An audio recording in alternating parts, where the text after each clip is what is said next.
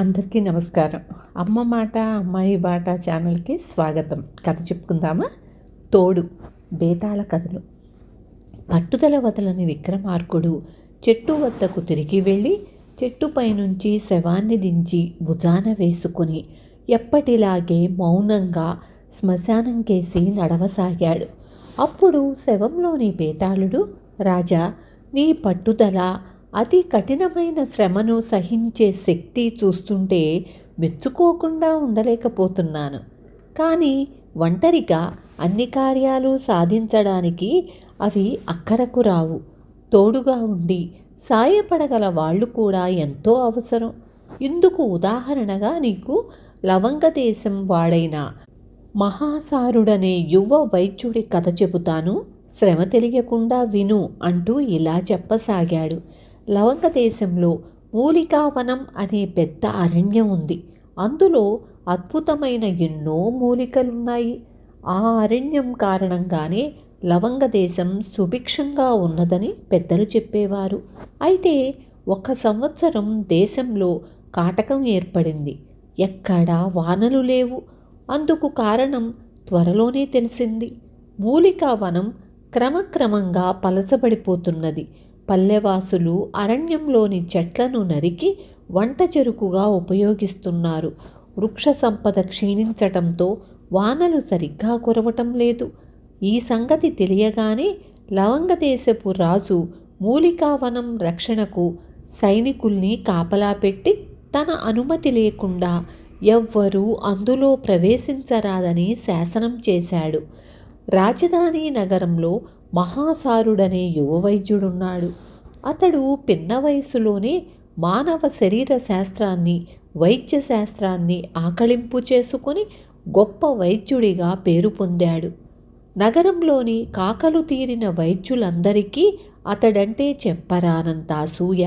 అతన్ని ఎలా దెబ్బతీయడమా అని వాళ్ళు ఆలోచిస్తూ ఉండగా మూలికావనం మీద రాజుగారి ఆంక్ష వచ్చింది. మహాసారుడు తన వైద్యానికి పూర్తిగా మూలికావనంపైనే ఆధారపడ్డాడు.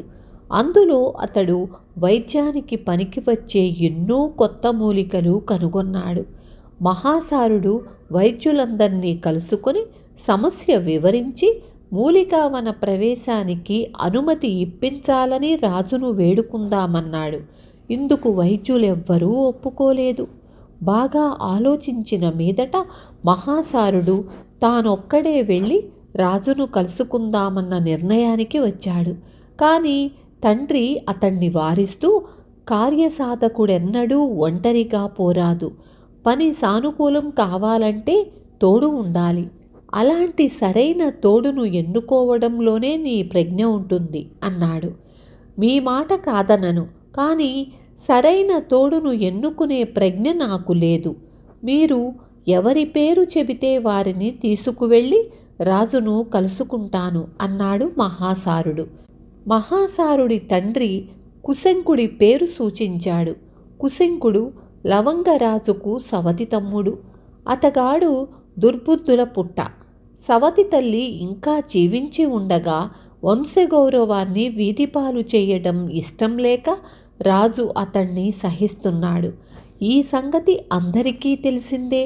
అయినా మహాసారుడి తండ్రి కొడుకుతో, ఒకసారి ఆ కుశంకుడికి ప్రమాదకరమైన జబ్బు చేస్తే నువ్వు నయం చేశావు, రాజుగారు అతడి మాట కాదనడు అన్నాడు. మహాసారుడు కుశంకుణ్ణి వెంటబెట్టుకుపోయి రాజదర్శనం చేశాడు. తన సవతి తమ్ముణ్ణి చూస్తూనే రాజు ఇబ్బందిగా మొహం పెట్టాడు. కుశంకుడు మహాసారుణ్ణి గురించి రాజుకు చెప్పి, మళ్ళీ మళ్ళీ నేను మీ దగ్గరకు రావలసిన అవసరం లేకుండా ఈ మహావైద్యుడికి మూలికావనం ప్రవేశించేందుకు అనుమతి పత్రం ఇప్పించండి అన్నాడు. రాజు మారు మాట్లాడకుండా అనుమతి పత్రాన్ని మహాసారుడికిప్పించాడు. మహాసారుడు ఇంటికి వెళ్ళి తండ్రి సలహాను ఎంతగానో మెచ్చుకున్నాడు. రాజధానిలోని ఇతర వైద్యులు మహాసారుడి పీడ వదిలించుకోవడం ఎలానా అని ఆలోచించి ఒక ఉపాయం పన్నారు. రాజ్యం పొలిమేరల్లో ఉన్న ఒక కుగ్రామంలో భయంకరమైన అంటువ్యాధి ప్రబలిందని దాన్ని కుదర్చగల సామర్థ్యం ఒక్క మహాసారుడికే ఉన్నది కనుక ఆయన్ని అక్కడికి పంపవలసిందిగా గ్రామస్తులు కోరుకున్నట్లు ఒక దొంగలేఖ తయారు చేసి దాన్ని రాజుకు చేరేలా చేశారు. రాజు ఆ వివరాలన్నీ మహాసారుడికి పంపి తక్షణం ఆ గ్రామానికి వెళ్ళవలసిందిగా ఉత్తర్వు జారీ చేశాడు. ఆ సమయంలో నగరంలోని ప్రముఖులెందరో మహాసారుడి వద్ద చికిత్స పొందుతున్నారు. వాళ్లను మధ్యలో వదిలి వెళ్ళడం అతడికి ఇష్టం లేదు. పైగా ఇదంతా వైద్యుల కుట్ర అని అతడికి తెలుసు. అందువల్ల మహాసారుడు రాజును దర్శించాలనుకున్నాడు. తండ్రి అతడికి, ఈసారి కుశంకుణ్ణి వెంటబెట్టుకొని వెళ్లకు, తన ఆజ్ఞ నిరాకరిస్తే రాజు సహించలేడు. కుశంకుడంటే ఆయనకున్న అసహనం వల్ల నీ పని సానుకూలం కాదు. మహారాజుకు ఇష్టుడైన విదూషకుణ్ణి వెంటపెట్టుకుపో అని సలహా ఇచ్చాడు. మహాసారుడు తండ్రి చెప్పినట్లే చేశాడు. విదూషకుడు రాజుతో, మహాప్రభు, మహాసారుడు తమ ఆజ్ఞ ప్రకారం రాజధాని వదిలి వెళుతున్నాడు. అతడితో పాటు నేను మరికొందరు నగర ప్రముఖులం కూడా వెళుతున్నాము. ఇందుకు తమ అనుమతి కోరుతున్నాను అన్నాడు. మహాసారుడితో పాటు వెళుతున్న వారి పేర్లు వింటూనే రాజు కలవరపడి విదూషకుణ్ణి అందుకు కారణం అడిగాడు. వాళ్ళందరూ అనారోగ్యంతో బాధపడుతున్నారని, మహాసారుడు లేనిదే వాళ్లకు క్షణం కూడా గడవదని విదూషకుడు చెప్పాడు. వెంటనే రాజు తన ఉత్తర్వును ఉపసంహరించుకొని సరి అయిన వైద్యుణ్ణి ఆ గ్రామానికి పంపే పని రాజవైద్యుడికి అప్పగించాడు. కొద్ది రోజుల తరువాత రాజధాని నగరానికి సత్వసారుడనే గొప్ప వైద్యుడు వచ్చాడు.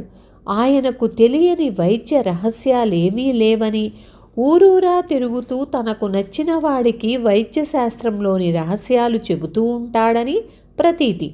అయితే ఆయనతో ఒక ఇబ్బంది ఉంది. సత్వసారుడు మహాకోపిష్టి.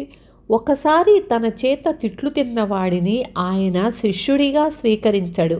నగరంలోని చాలామంది వైద్యులు ఆయన వద్దకు వెళ్ళి తిట్లు తిని వచ్చారు. మహాసారుడికి తండ్రి ఈ పర్యాయము రాజనర్తకి చిత్రలేఖను తోడుగా తీసుకొని పొమ్మని చెప్పాడు.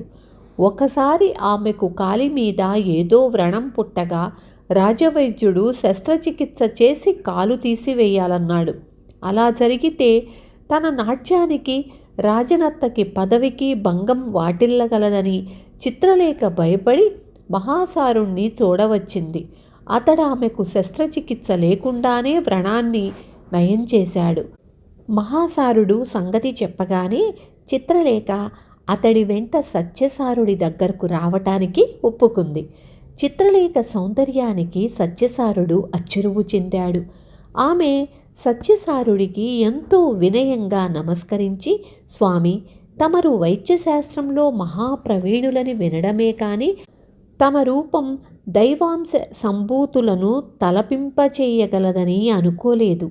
తమ ముందు నాట్యం చేయాలన్న అభిలాషతో వచ్చాను అన్నది.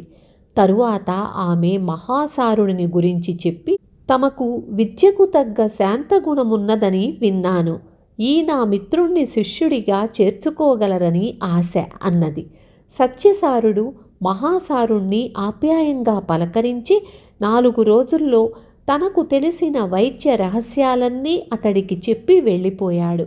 ఇది జరిగిన తరువాత మహాసారుడు తండ్రితో, నాన్న, లోగడ నువ్వెన్నిసార్లు చెప్పినా వివాహం నా వైద్య వృత్తికి ఆటంకం కాగలదన్న భయం కొద్దీ బ్రహ్మచారిగా ఉండిపోదలిచానని అన్నాను. ఇప్పుడు నా మనసు మారింది. నీకు నచ్చిన పిల్లను కోడలుగా తీసుకురా, నాకు అభ్యంతరం లేదు అన్నాడు. బేతాళుడు ఈ కథ చెప్పి, రాజా, మహాసారుడి తండ్రి కొడుకుకు ఇచ్చిన సలహాలు వింతగానూ అనాలోచితంగానూ లేవా? ఒకసారి రాజు అసహ్యించుకునే సవతి తమ్ముణ్ణి తోడుగా తీసుకుపొమ్మన్నాడు. మరొకసారి విదూషకుణ్ణి వెంటబెట్టుకు వెళ్ళమన్నాడు. సత్యసారుడి వంటి మహావ్యక్తితో పని సానుకూలం అయ్యేందుకు నాట్యకత్తె సాయం కోరమన్నాడు. ఈ 3 సలహాలు బెడిసికొట్టి మహాసారుడు చిక్కుల్లో పడవలసింది. కానీ అలా జరగలేదు. అందుకు అతడి అదృష్టమా లేక మరేదైనా ఇతర కారణాలున్నవా? ఈ సందేహానికి సమాధానం తెలిసి కూడా చెప్పలేకపోయావో నీ తల పగులుతుంది అన్నాడు. దానికి విక్రమార్కుడు, మహాసారుడి తండ్రి ఎంతో లోకజ్ఞానంతో పాటు సంఘంలో వివిధ స్థానాల్లో ఉండే మనుషుల మనస్తత్వాలను లోతుగా అర్థం చేసుకున్నవాడు. రాజు మరొకసారి చూడడానికి ఇష్టపడని సవతి తమ్ముణ్ణి తోడుగా తీసుకువెళ్ళమని చెప్పి మహాసారుడి కోరిక మరుక్షణంలో రాజు అంగీకరించేలా చేశాడు. విదూషకుడి విషయంలోనూ అంతే జరిగింది.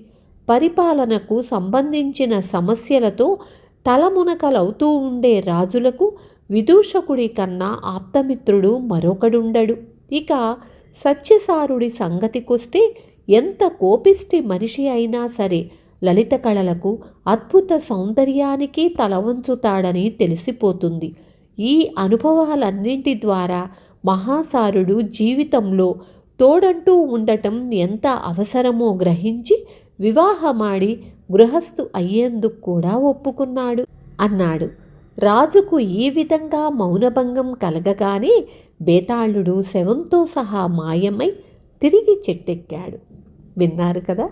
రేపు మళ్ళీ ఇంకొక మంచి కథతో మీ ముందుకు వస్తాను.